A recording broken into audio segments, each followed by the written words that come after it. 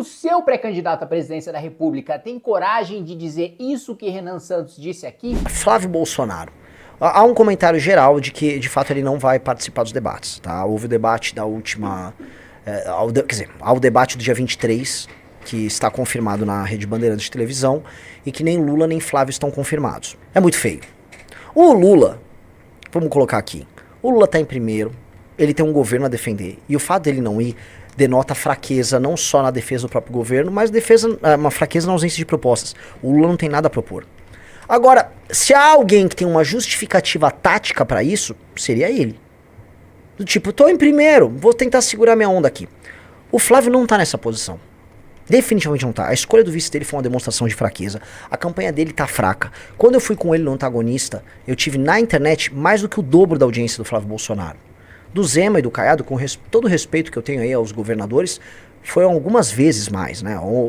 Comparando a sabatina da Globo News, eu tive quase 8 vezes mais audiência na Globo News do que o senhor Romeu Zema. Isso é uma diferença gritante. Então, isso denota que assim, a diferença em termos de engajamento das campanhas é grande.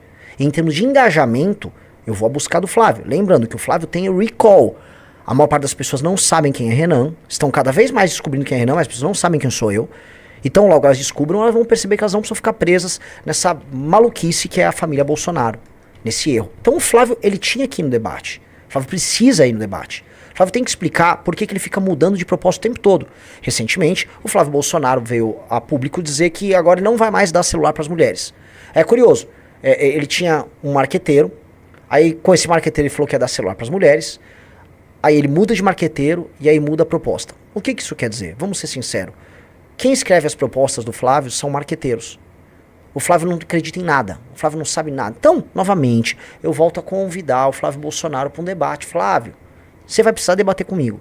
Porque se não for agora, e agora você pode me derrotar num debate, me humilhar publicamente, como o seu time diz, eu sou analfabeto, eu não tenho condições porque eu não tenho um diploma, sou um burrão. Você não, você é até pós-graduado, você é um cara brabo, você é um dos homens mais inteligentes do Brasil. Você é um outlier, Flávio. Você é um cara que tá no 001, tá? Você é aquele cara do meme do QI que você tá com, né, um capuz. Você é até misterioso na sua inteligência. Você tem uma aura toda especial. Então, tranquilamente, você vai me derrotar. Vamos combinar, por exemplo, um lugar que você se sinta confortável. A Revista Oeste. O que você acha? São conservadores, pessoas que vêm fazer uma cobertura política de direita. Eu volto a falar. Que haja espaço para os dois responderem, eu dou o dobro do tempo que eu puder fazer uma resposta. Então, se eu precisar responder em 5, você tem 10 minutos para responder. Vamos fazer isso, Flávio. Vamos embora, porque assim, o que vai acontecer? Eu vou crescer, e aí você vai precisar debater comigo lá na frente, provavelmente na Record ou na Globo. E aí vai ficar ruim. Então já evita esse problema, já antecipa isso. A melhor coisa é você antecipar. Outra coisa que eu peço, vá na Globo News, na entrevista de segunda-feira, Flávio. Vá na Globo News. Vai ser bem legal. Vai ser bem importante. Não fuja dessa. O Lula já fugiu, foi patético. Permitiu que eu inaugurasse a rodada e eu estabelecesse o sarrafo. Como eu virei o termo de comparação, ficou muito bom pra mim e muito ruim pros demais. Tá todo mundo vendo. A audiência do Zema bem menor do que a minha. E que assim, a sabatina do Zema foi meio sem graça. Nós nem pegaram pesado com o Zema. Acho que vai ser similar com o Caiado. Vai lá, Flávio. Estabeleça o sarrafo. Você não quer ser líder do país? Isso não é uma postura de um líder, né? Isso é a postura de um fracão. Do Lula já não espero nada, já fugiu. Já saiu fora, então vá, Flávio. Para. Você com certeza deve ter grandes ideias. Você é o cara, como você disse, tem sangue Bolsonaro correndo nas suas veias. É um sangue de gente corajosa, gente capaz, gente trabalhadora.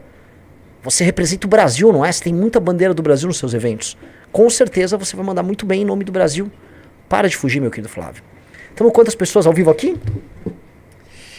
19.400 no YouTube, 800 no Instagram, acho que o pessoal veio pra cá. E no TikTok temos, atenção. 2.000 pessoas no TikTok.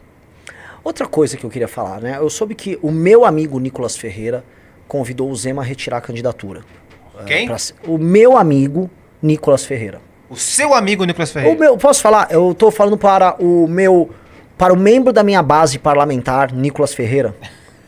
Sim, ele será base do meu governo. E eu vou deixar, em nome do Brasil, minhas diferenças de lado com ele, tá? Sou um democrata. sou um democrata. Então, meu amigo Nicolas Ferreira estava convencendo ele justificou, não, é para ajudar o Matheus Simões lá em Minas. Não é. Meu amigo Nicolas Ferreira está tentando me ajudar.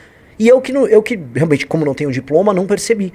Então, o Nicolas Ferreira, agora, com muito um lag bem grande, eu captei sua mensagem. Então, o Nicolas está, sob desculpa de estar ajudando o Matheus Simões em Minas, ele veio, por exemplo, tirar a candidatura e concorrer para o Senado justamente para me ajudar no Senado. Para ser da minha base no Senado. No que eu digo, boa ideia, Nicolas.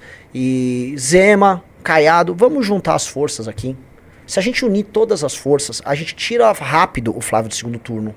Montamos um super governo, fazemos maioria.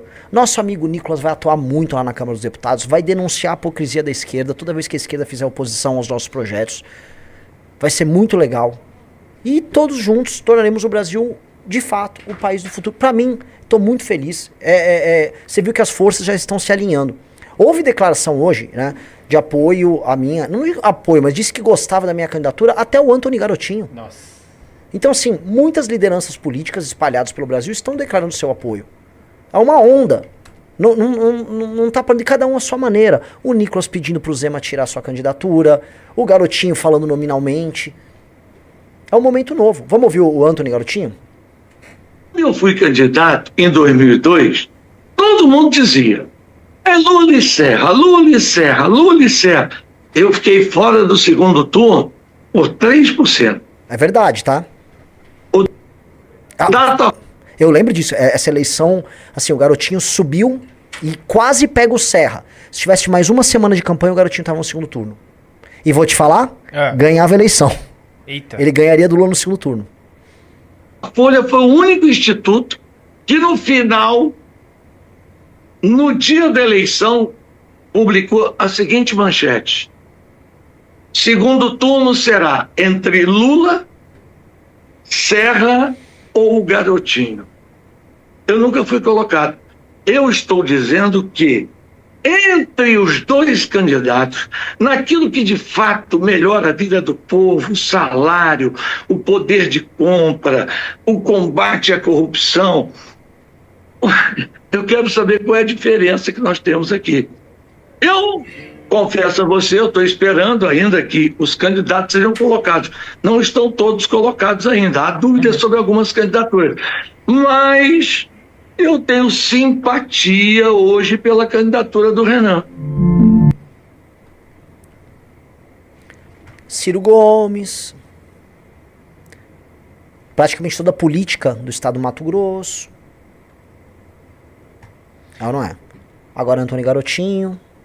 Eu lá no Congresso falei: saiam do armário, defendam o que é certo.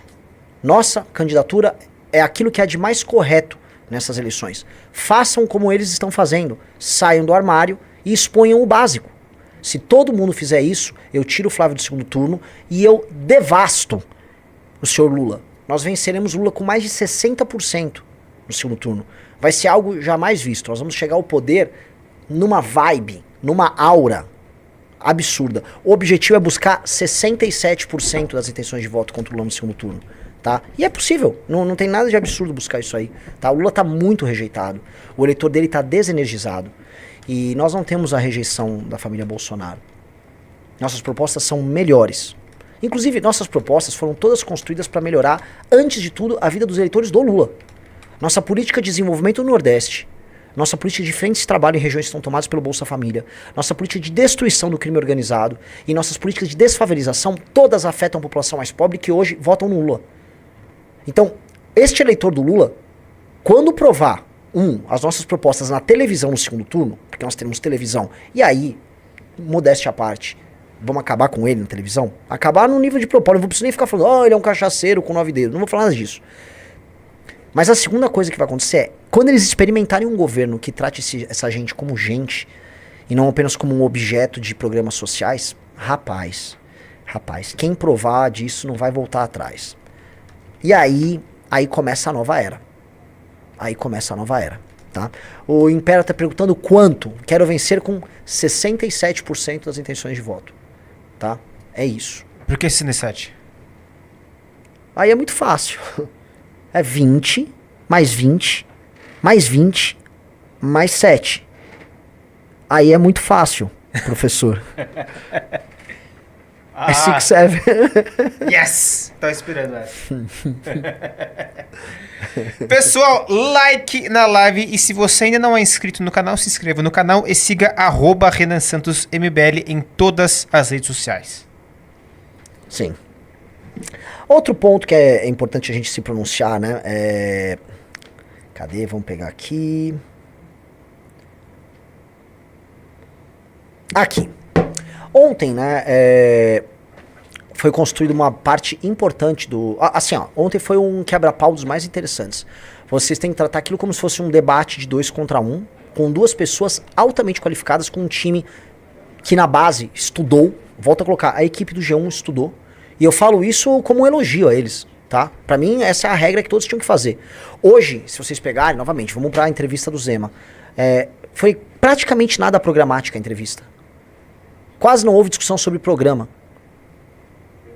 Ficaram falando lá falou um pouco de Bolsa Família, falou um pouco de STF, agora um pouco dos Estados Unidos. Foi um negócio meio nhé. Com o nosso foi muito programa.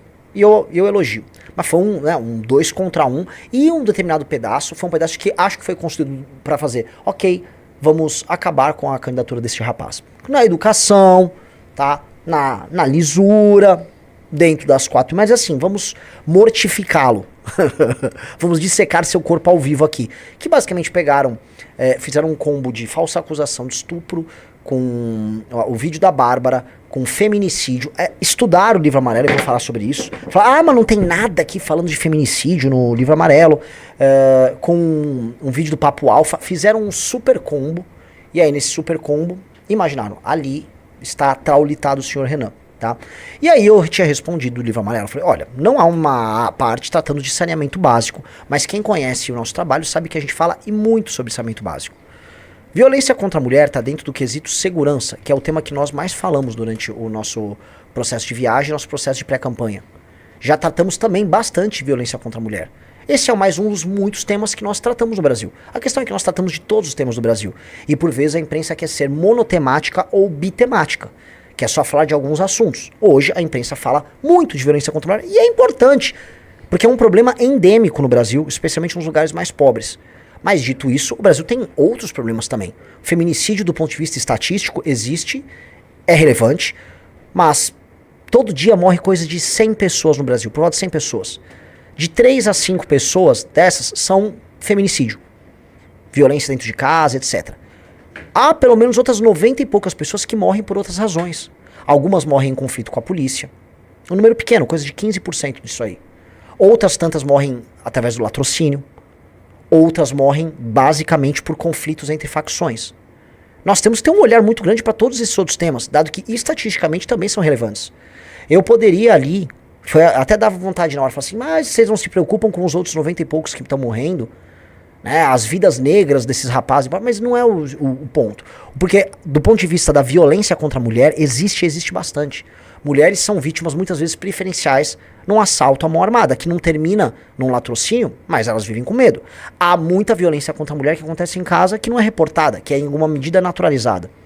Então eu preferi por tratar desse assunto e explicar o funcionamento disso dentro do livro amarelo. Porque as pessoas falam, mas você não está falando disso? Eu falei, não falo disso, assim como eu não falo disso, não falo de maneira enfática do saneamento, porque são políticas que envolvem municípios e estados. E nós temos ao nosso regramento para municípios e estados, que é a Lei de Responsabilidade Gerencial. E eu quero falar dela agora, porque todo mundo falou, Renan, quais são os seus critérios? Quais são os KPIs?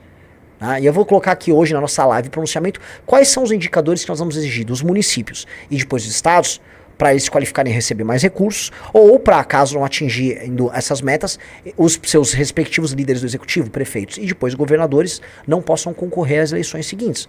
Que é isso que vai determinar tanto, vamos dizer, o elemento de premiação quanto o elemento de punição. O meu pré-candidato tem. Se você concorda com ele, compartilhe esse vídeo.